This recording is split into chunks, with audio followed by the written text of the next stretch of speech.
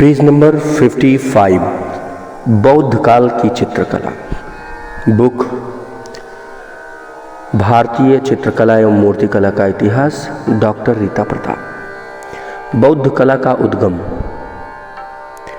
Chapters name बौद्ध काल की चित्रकला 50 ईस्वी से 700 ईस्वी तक। बौद्ध कला का उद्गम ईसा से लगभग 6 शतक पूर्व की ओर दृष्टिपात करने पर पता चलता है कि धार्मिक दृष्टि से भारत बड़ी ही डामाडोल स्थिति से गुजर रहा था, तो साहित्यिक दृष्टि से यह शिशुनाग वंश की स्थिति का समय था।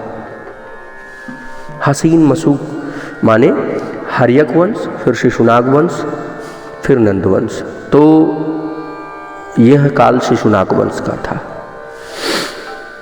साहित्यिक दृष्टि से सूत्र ग्रंथों एवं दर्शन की विभिन्न शाखाओं की भूमिका का निर्माण काल और धार्मिक दृष्टि से जैन बौद्धों के उदय का समय।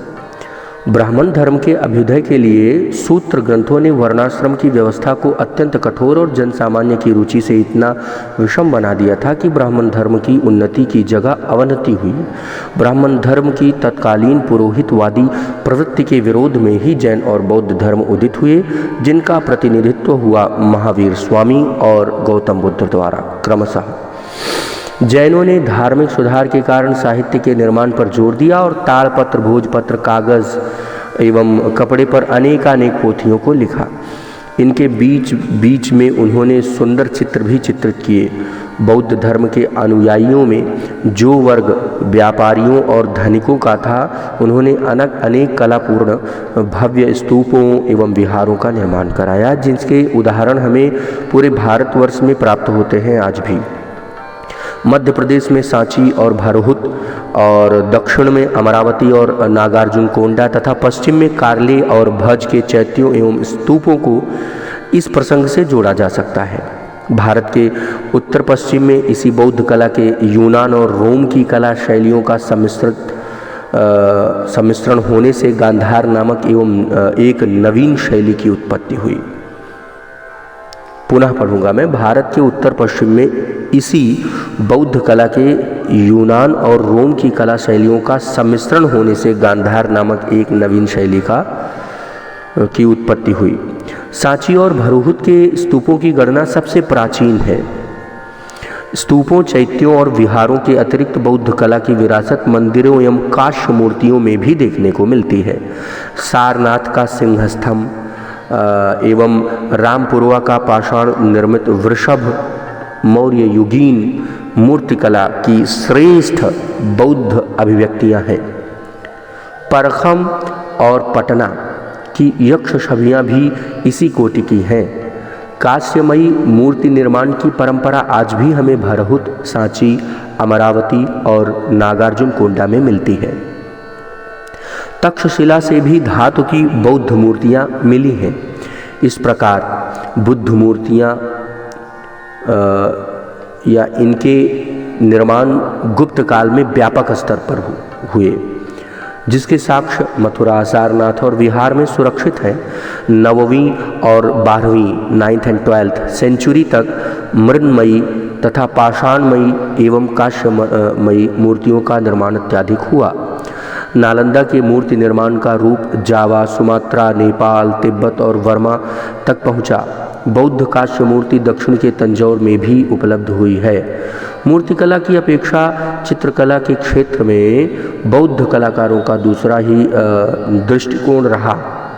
गुप्त काल से पूर्व बौद्ध कला की परंपरा मूर्ति निर्माण से सुरक्षित रहती आई थी और तदंतर वह स्थान चित्रकला ने ले लिया। प्रारंभ में तो बौद्ध धर्म के अनुयायियों का दृष्टिकोण कला के प्रति अच्छा नहीं था।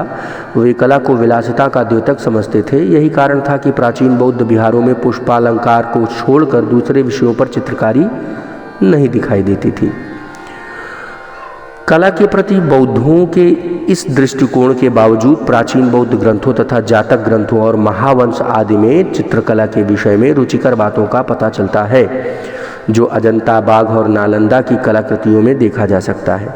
डॉक्टर मोती चंद्र ने बौद्ध धर्म और चित्रकला शीर्षक नामक लेख में यह लिखा कि अशोक कालीन स्तंभ शीर्षों, वेदिका सूत्रियों और स्तूपों के आधार पर यह कहा जा सकता है कि सम्राट अशोक ने बौद्ध धर्म के प्रचार में कला को माध्यम के रूप में स्वीकार कर लिया था। डॉक्टर मोतीचंद्र के अनुसार 9वीं और 12वीं शताब्दी तक की बौद्ध चित्रकला के इतिहास में कुछ सचित्र बौद्ध ग्रंथ हैं जिनमें बौद्ध देवी देवताओं तथा बुद्ध के जीवन संबंधी चित्र हैं। ये ग्रंथ पालयुगीन हैं, पालयुग, जिनके नाम हैं अस्त सहस्त्रिका प्रज्ञा पारमिता, पेंज रक्षा और महामयूरी गंडव्यूह आदि। ये ताड़पत्रीय ग्रंथ और इनकी पटरियों पर की गई चित्रकारी उक्त शताब्दियों की महत्वपूर्ण कला थाती है। अब बौद्ध कला के प्रमुख केंद्र कौन कौन हैं, आइए चर्चा करते हैं। तिब्बती इतिहासकार लामा तारानाथ ने बौद्ध चित्रकला की 3 प्रमुख शैलियों के विषय में लिखा। वो है देव शैली, यक्ष शैली और नाग शैली। तो देव शैली मध्य देशीय केंद्र मगध में प्रचलित थी, जिसके संस्थापक आचार्य बिंबिसार थे, और जो 5वीं-6वीं शताब्दी में जन्मे थे। इस केंद्र में उच्च कोटि के कलाकार थे और उनकी शैली देव शैली के समान थी। यक्ष शैली सम्राट अशोक के काल में प्रचलित थी, जिसका केंद्र राजपूताना था और इन केंद्र के मुख्य चित्रकार आचार्य श्रृंगधर थे, जिनका जन्म मारवाड़ में 7वीं शताब्दी में हुआ था। यक्ष शैली, इस केंद्र के कलाकार ने यक्ष शैली के आधार पर अपनी शैली का विकास किया। नाग शैली, यह शैली प्रसिद्ध आचार्य नागार्जुन के समय 3री शताब्दी में रही।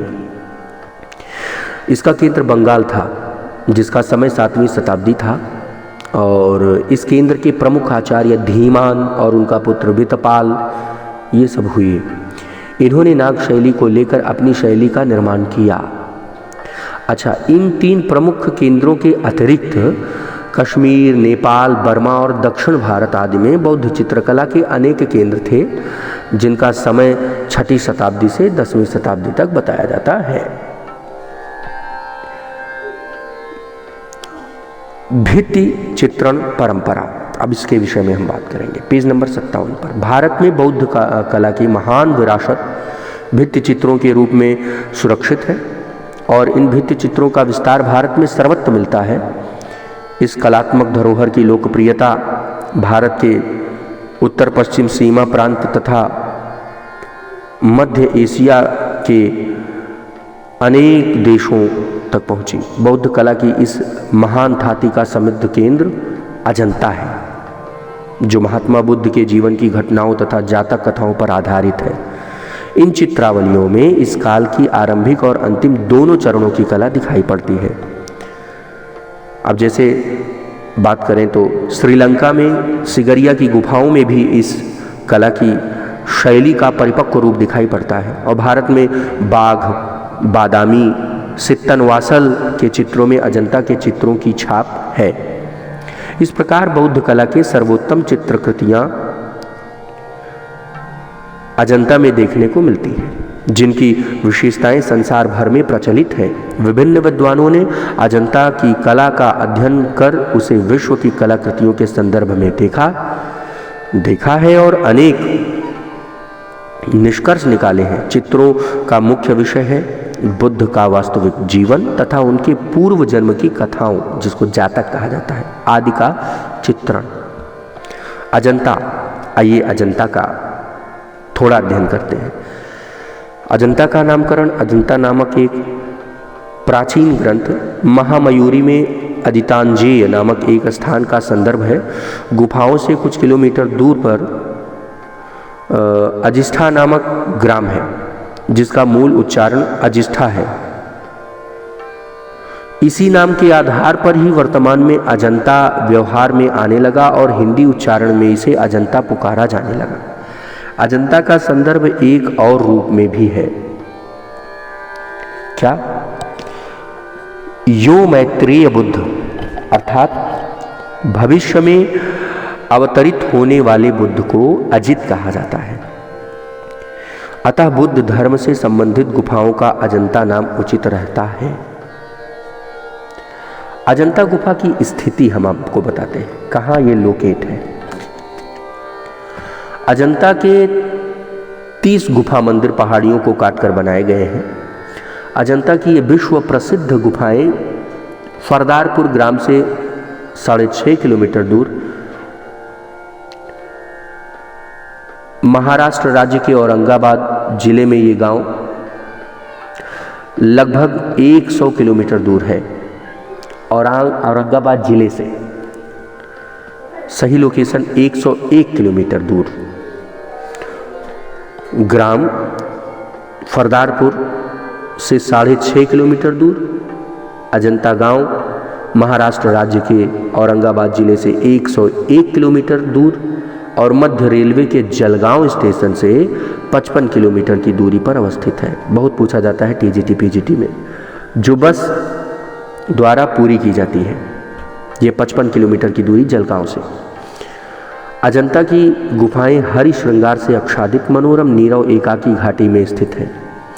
यह घाटी सतपुड़ा से क्रमशः 7 कुंडों में घिरी हुई बाघोरा नदी पहाड़ियों को काटती व उनके पैरों में सांप सी लूटती हुई कमान की तरह मुड़ गई है। इस नदी के घुमाव से घाटी का रूप अर्धचंद्राकार के समान बन गया है। नदी का नाम याद रखें, बाघोरा नदी पूछा जाता है। इस नदी के घुमाव से घाटी का आकार कैसा हो जाता है? अर्धचंद्राकार के समान हो जाता है। इसके बाईं या उत्तर की ओर से एक मोड़ पर लगभग 250 फुट ऊंची पहाड़ी खड़ी है, 250 फुट ऊंची। इसी पहाड़ी में एक अर्धचंद्राकार पंक्ति में ये गुफाएं काटकर बनाई गई हैं। इसी शांत और नीरवता के वातावरण को देखकर बौद्ध भिक्षुओं ने अपनी कला साधना के लिए यह स्थान उपयुक्त समझा होगा।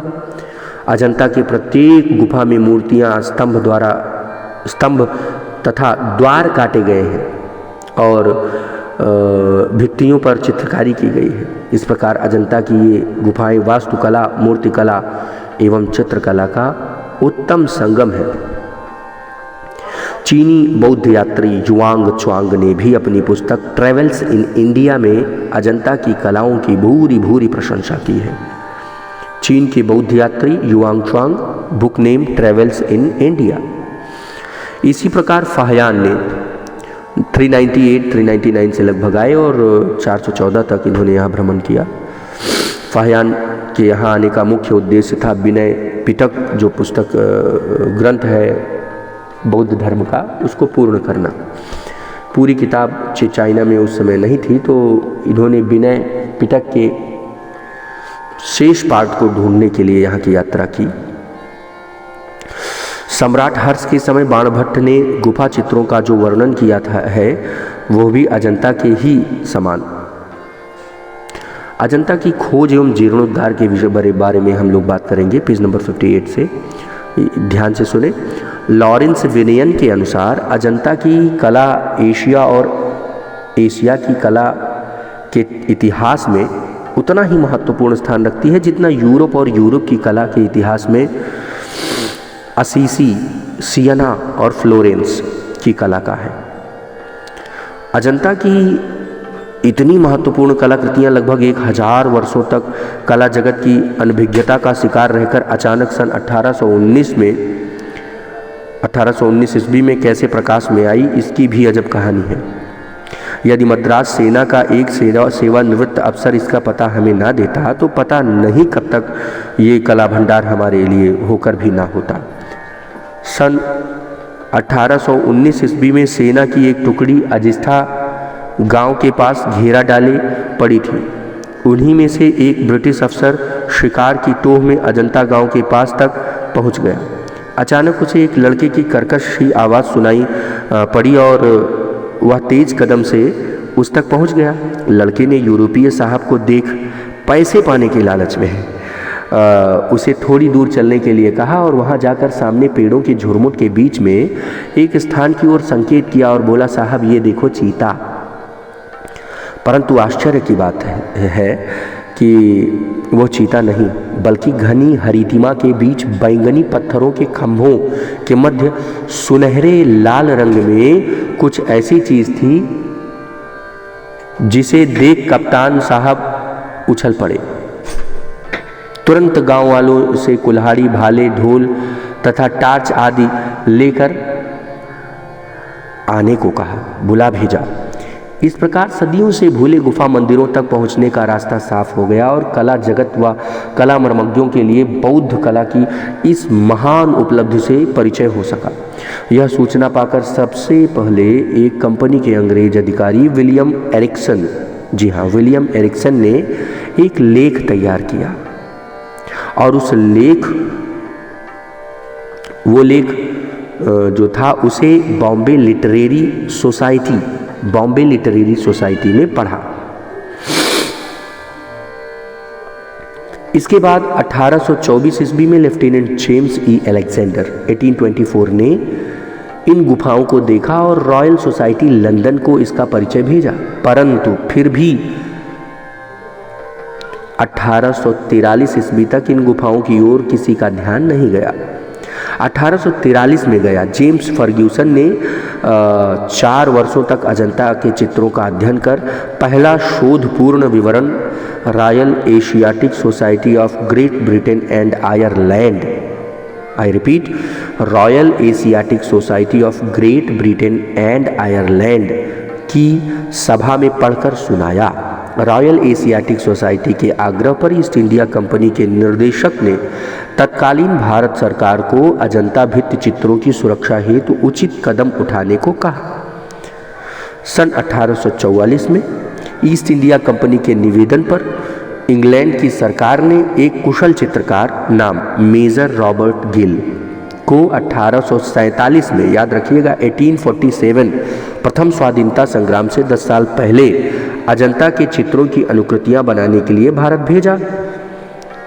सन 1857 ईस्वी के विद्रोह की चिंगारी के भड़कते ही मेजर गिल ने चित्रों की अनुकृतियां बनाने का काम छोड़ दिया। इन 10 वर्षों के दौरान 1847 से 57 के दौरान 30 या इससे अधिक चित्रों की अनुकृतियां बनाकर तैयार हो चुकी थीं, जिन्हें मेजर गिल ने इंग्लैंड भेज दिया। देखिएगा, अजंता के चित्रों की इन अनुकृतियों को सिडी होम के क्रिस्टल पैलेस की प्रदर्शनी में प्रदर्शित किया गया। सिडी होम, क्रिस्टल पैलेस। परंतु इस भवन में भीषण आग लग जाने के कारण इसमें से 25 चित्राकृतियां स्वाहा हो गई। केवल 5 अनुकृति चित्र और कुछ छोटे मोटे एनग्रेव प्रिंट मिसेस स्पीयर की एंसेंट इंडिया नामक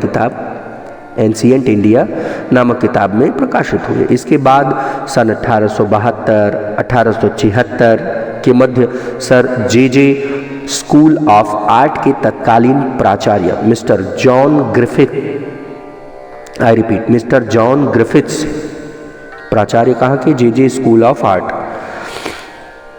महोदय तथा उनके शिष्य ने सैकड़ों सुंदर प्रतिकृतियां बनाई, जो 2 जिल्दों में the paintings of Buddhist cave temple of Ajanta, Khandesh India शीर्षक से 1896 में प्रकाशित हुई। सन 1874 के इंडियन एंटीक्यूरी नामक शोध पत्रिका में जेम्स बर्गेस का रॉक टेम्पल्स ऑफ अजंता लेख प्रकाशित हुआ। इसी समय इंडिया ऑफिस लंदन में फोटोग्राफ्स का एक सुंदर, क्षमा कीजिएगा, इसी समय इंडिया ऑफिस लंदन में फोटोग्राफ्स का एक सुंदर संग्रह भी डॉक्टर बर्गेस द्वारा तैयार किया गया। ये चित्राकृतियां सन 1885 में Victoria and Albert Museum South Kensington में प्रदर्शित की गई, परंतु दुर्भाग्यवश यहाँ भी आग लगने से ये नष्ट हो गई। सन 1909 में 1909 से 11 तक आप समझे, मध्य में मतलब 1909 से लेकर 1911। लेडी हैरिंगम भारत आई। कौन? लेडी हैरिंगम। उनके पर्यवेक्षण से सैयद अहमद मोहम्मद फजलुद्दीन, नंदलाल बोस, असित कुमार हल्दर, समरेंद्रनाथ गुप्त और लोग जैसे वेंकटप्पा, लार्चर तथा ल्यूक जैसे तरुण भारतीय कलाकारों के द्वारा पुनः अजंता के चित्रों की अनुकृतियां तैयार कराईं, जो सन 1915 ईस्वी में लंदन के पुस्तक के रूप में प्रकाशित हुई। सन 1913 में विंसेंट स्मिथ व लेडी हैरिंगम के अजंता संबंधी लेख प्रकाशित हुए। हैदराबाद राज्य के पुरातत्व विभाग के निर्देशक गुलाम यजदानी ने अजंता के चित्रों की पुनः प्रतिकृतियां तैयार करवाईं और लेख को निज़ाम सरकार के पुरातत्व विभाग ने 4 भागों में क्रमशः सन 1930, 33, 46 और 55 में प्रकाशित कराया। स्वतंत्रता के बाद ललित कला एकेडमी दिल्ली ने यहाँ के चित्रों के रंगीन फोटोग्राफ के प्रिंट का एक छोटा पोर्टफोलियो तैयार कराया, जो कला प्रेमियों तथा अजंता की छवि पहुँचाने में सहायक सिद्ध हुआ। मतलब कला प्रेमियों तक ये छवियाँ पहुँची। सन 1954 ईस्वी में यूनेस्को के द्वारा भी न्यूयॉर्क से अजंता के रंगीन चित्रों का एक संग्रह, जिसका नाम पेंटिंग्स ऑफ अजंता केव के नाम से प्रकाशित हुआ। अब हम बात करेंगे अजंता की भित्ति चित्रण विधि, पेज नंबर 60। अजंता के चित्रों का धरातल तैयार करने के लिए सर्वप्रथम प्लास्टर की परत में चूना, खड़िया, गोबर का बारीक गारा गुफा की खुरदरी दीवार पर लगा दिया गया। इस गारे को कई दिन तक अलसी के पानी से अलसी भिगोकर फूलने के लिए रख दिया गया। कभी कभी छत में लगाने वाले गारे में धान की भूसी भी मिलाने का भी प्रचलन था। प्लास्टर की पहली तह 1.25 इंच से लेकर 1 इंच तक मोटी होती थी, जिसके ऊपर अंडे के छिलके की मोटाई के बराबर सफ़ेद प्लास्टर का लेप चढ़ा दिया जाता था। इस प्रकार प्रत्येक गुफा के प्लास्टर से ओपा जाता था। प्रत्येक गुफा को प्लास्टर से ओपा जाता था और फिर उसके ऊपर चित्रण होता था। इससे गुफाओं की चट्टानी दीवारों के छिद्र भर जाते थे और दीवार चित्रण के लिए समतल हो जाती थी। ईवी हैवल का मत है कि अजंता में चित्र पूर्ण हो जाने पर जब सूख जाते थे तो चित्र में अत्यधिक प्रकाश को उभारने के लिए टेम्परा रंग से चित्रण किया जाता था, सफ़ेद मिश्रित गाढ़ा रंग। लेडी हैरिंगम के मतानुसार सफ़ेद प्लास्टर पर पूर्ण विवरण सहित लाल रेखांकन करने के बाद 1-2 पतली गंदी रंग टेरावट, गंदा सब्ज रंग जिसे कहते हैं, खनिज रंग से कहीं कहीं लाल रंग झलकता छोड़कर रंगों की अन्य तानें लगा दी जाती थीं और फिर स्थानीय रंग लगाए जाते थे। बाद में काले तथा भूरे रंग से निश्चित सीमा रेखाएं, बॉर्डर लाइन बना दी जाती थी। अंत में आवश्यकता के अनुसार छाया का प्रयोग भी किया जाता था। गोलाई दर्शाने के लिए विरोधी रंग या काले रंगों के प्रयोग द्वारा आकृति को निश्चित रूप प्रदान किया जाता था, परंतु ग्रिफिथ्स महोदय ने चित्र के रेखांकन में केवल लाल रंग के प्रयोग के द्वारा रेखांकन करने की पद्धति का वर्णन किया है। गुफाओं का गणना क्रम तथा सुरक्षित चित्र। अजंता की 30 गुफाएं हैं।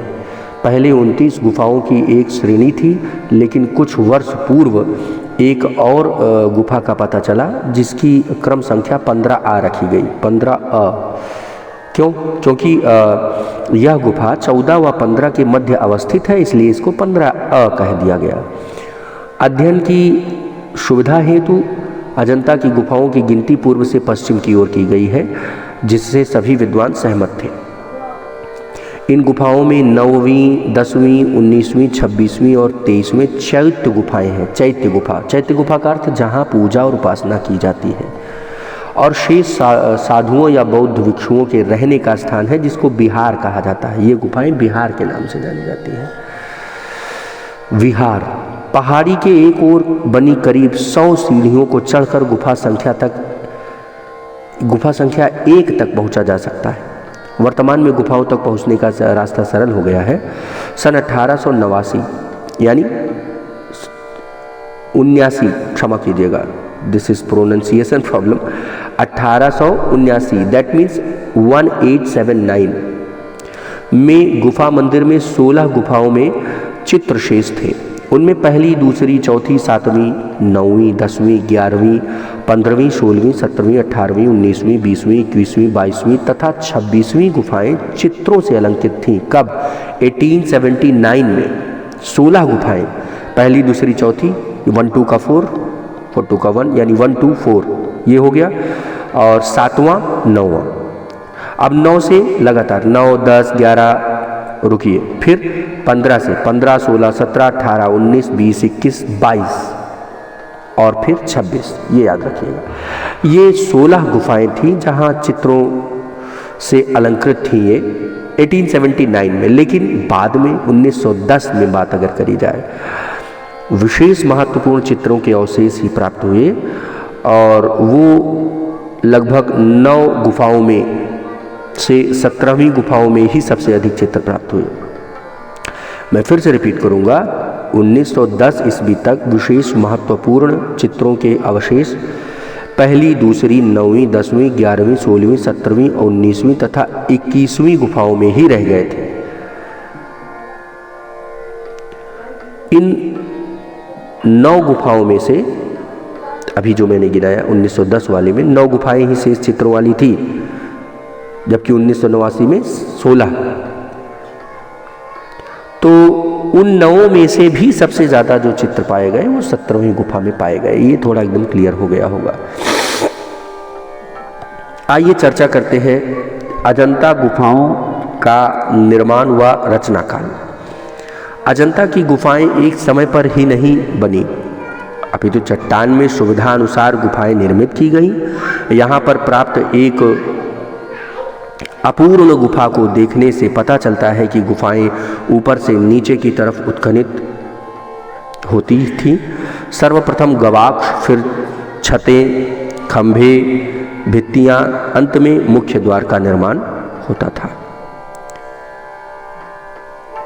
गुफाओं को मौर्यकालीन काष्ठ भवन निर्माण के नमूने पर बनाया गया था। अनुमानतः 13वीं गुफा सबसे प्राचीन मानी जाती है, 200 ईस्वी पूर्व। इसकी दीवारों पर चमकदार मौर्यकालीन पॉलिश है।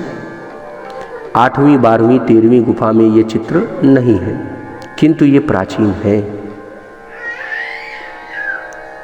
8वीं, 9वीं तथा 11वीं गुफाएं संभवतः 200 ईस्वी पूर्व से परवर्ती हैं, क्योंकि इनमें कुछ मूर्तियां भी हैं। 8वीं से 13वीं गुफा तक की 6 गुफाएं प्रारंभिक हीनयान बौद्ध धर्म से संबंधित हैं और अनुमानतः 200 ईस्वी पूर्व तथा 150 ईस्वी पूर्व से कुछ बाद तक लगभग 350 वर्षों के काल में अनुमानतः तैयार की गई हैं। शेष सारी गुफाएं महायान बौद्ध धर्म से संबंधित हैं। मतलब 8वीं से 13वीं गुफा तक की 6 गुफाएं जो हैं हीनयान बौद्ध धर्म से संबंधित, 200 ईस्वी पूर्व से तथा 150 ईस्वी पूर्व से कुछ बाद तक लगभग 350 वर्षों के काल में तैयार की गई। बाकी सब महायान बौद्ध धर्म के 2 भाग, हीनयान, महायान। तो शेष सारी गुफाएं महायान बौद्ध धर्म से संबंधित हैं। छठी तथा 7वीं गुफाएं 150 ईस्वी से 500 ईस्वी के मध्य की हैं। ईस्वी शेष अर्थात 15वीं से 22वीं तथा 19वीं और पहली से 5वीं तक की गुफाएं 500 ईस्वी तक बनी। फिर से रिपीट करेंगे, शेष अर्थात 15वीं से 22वीं तथा 19वीं और पहली से 5वीं तक की गुफाएं 500 ईस्वी तक की बनी हैं। कई गुफाएं अधूरी हैं। जेम्स फर्ग्यूसन, अभी मैंने नाम भी लिया था इनका, जेम्स फर्ग्यूसन का, और जेम्स फर्ग्यूसन बाद में गए थे लगभग 1843, चूँकि 1824 से 1843 तक इस पर कोई काम नहीं हुआ था, कोई ध्यान नहीं दिया गया था। 4 साल तक निरंतर मेहनत करी थी जेम्स फर्ग्यूसन ने 1843 से, और फिर उन्होंने सूचना दी थी, शोधपूर्ण विवरण दिया था royal Asiatic society of great Britain and India, great Britain and Ireland. तो जेम्स फर्ग्यूसन के अनुसार पहली गुफा सबसे बाद में चित्रित की गई है, फर्स्ट गुफा। और